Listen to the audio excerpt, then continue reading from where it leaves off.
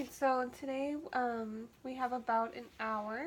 Okay. Is there anything specifically at first that's on your mind that you'd like to cover? We talk about family, work, Anything volunteer. that's on your mind. Um, I think I'd like to cover my mother-in-law as we discussed before. Okay, is anything new since the last time we talked? Well, she is getting older, but with that, she's becoming crabbier. Yeah, can you remind me how old she is? She is 97. 97. Mm-hmm. Yeah. And and your mother-in-law, does she live close? She does. She only lives 10 miles up the road. Okay. So about 10 minutes drive. And what's been bothering you about her? She is extraordinarily controlling, and she's very insulting. What makes you feel this way? Well, for instance, my husband took her out for lunch, and because he didn't show up exactly at noon, she told him that he was fat, graying, and balding. And that put my husband on edge for the rest of the day. And she didn't even say thank you for picking her up and taking her out to lunch and grocery shopping, etc. So you feel like um, not only she disrespected your husband, that it kind of put thing your husband's relationship at dis-ease with you. It did, yes, because how else can he, I don't know, how else can he vent his frustration, right? I mean, he's not great at that. So if he's having a bad day with her, then that means he's going to punish me because he had a bad day with her. It's his way, I think, of punishing her is punishing me, kind of a deal. Do you think your husband's aware of how his mother affects him? Absolutely not. He will say without fail, she's doing the best that she can. She's in her old age. She's not going to change, and it doesn't impact me. But the kids and I totally disagree with that because he starts getting picky about the house. He starts getting picky about how we spend money. He yells at us for the simplest things. He's very impatient. So it clearly impacts him. Mm-hmm. And when your husband's impacted, how do you react to your husband? I try to look at him as though this is a man who's been hurt by his mom, and so I attempt to be patient with that. But the issue is that's still not an excuse for lashing out and hurting the kids and I for something we didn't do. So it's trying to find that fine balance between, hey, I get you're hurting, but you're gearing it towards the wrong people. So I try to be balanced, but Yeah, so you named a couple of things that you've attempted. Being patient. Sounds like you try to understand. And it sounds like you've talked to your kids a lot about it, so you yourself have people that you can explain this with, try to think it through. mm-hmm. Has there been anything that you found out of those, or something different to be successful? I think all of us, the kids and I included, we realized that this is his coping mechanism. So we attempt to not engage. And then when his comments are hurtful, we turn around and we encourage each other and say, hey, don't take it personally. This is where he is. You haven't done anything wrong. You aren't, a bad person or anything like that. But the issue that really ends up occurring is it's the kids and I against Carl, or my husband. And so how do we avoid having a division occur because he and his mother have a tumultuous relationship? Yeah, and it sounds like you've been repeating a lot of the same attempts to resolve this fraction for a long time. Mm-hmm. Yeah.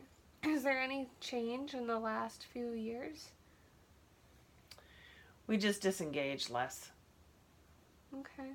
which that doesn't make it go away. It doesn't make it stop. It doesn't make it less painful, but it doesn't have to become more painful.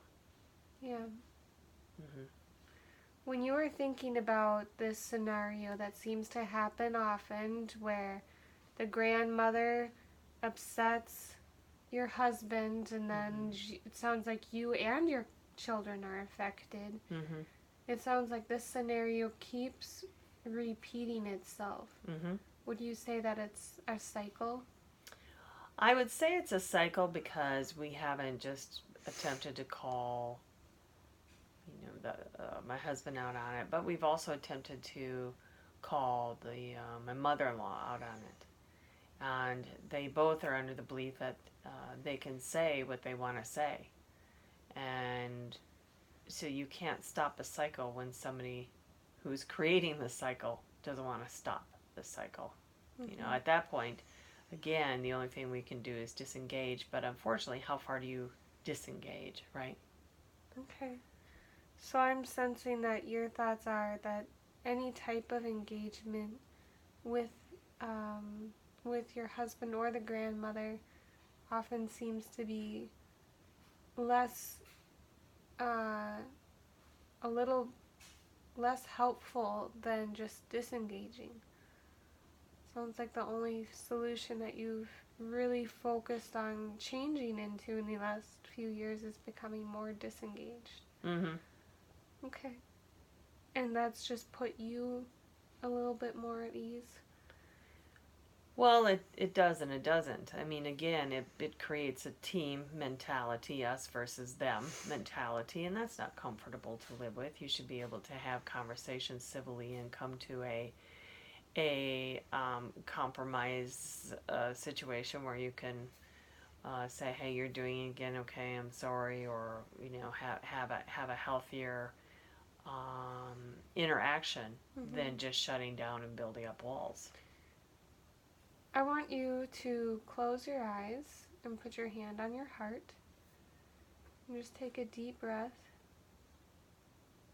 And think about if you see your husband sitting where I'm sitting, what would you want to say to him regarding this engagement that often turns either volatile or just doesn't seem healthy to you?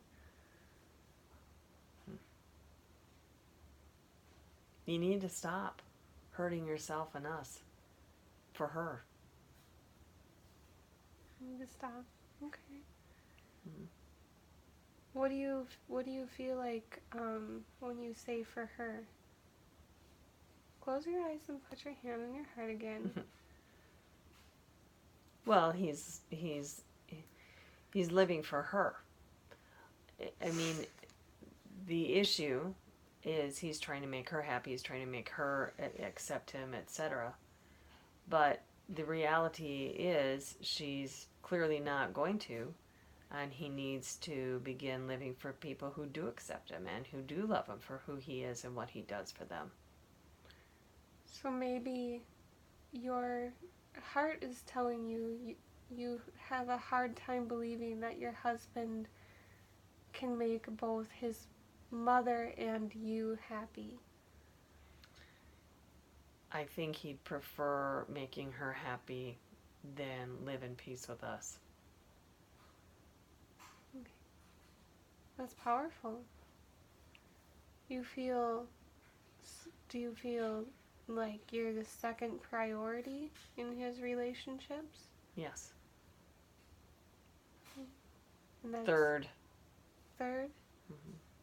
Who's Well, second? you got his mother and him, and then me and the kids. Okay.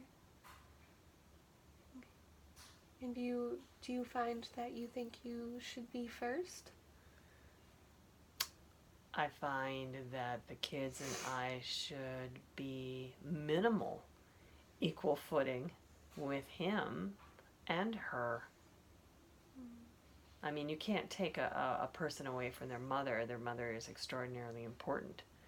But the mother should not so to speak, sit on the throne of her child's heart or sit on the throne of her child's marriage.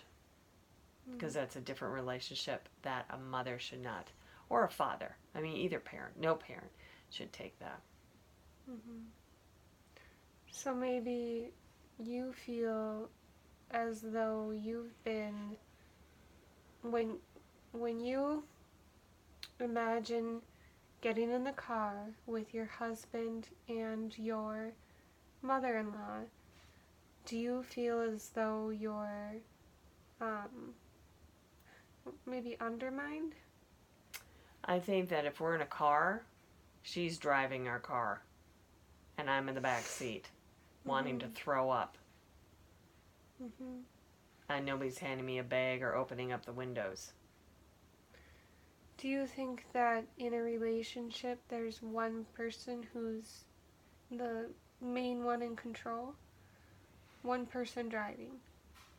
Well, if you're in a car, obviously one person's driving, but when you're in a car, maybe one's driving, but the other one's navigating. And do you feel that your place in this relationship with your husband, that normally you're navigating, but then when his mother comes along, you're put in the back seat? Yes, but she's driving and navigating.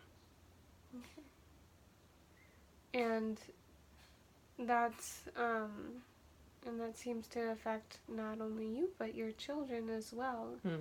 And so would you say that your primary response is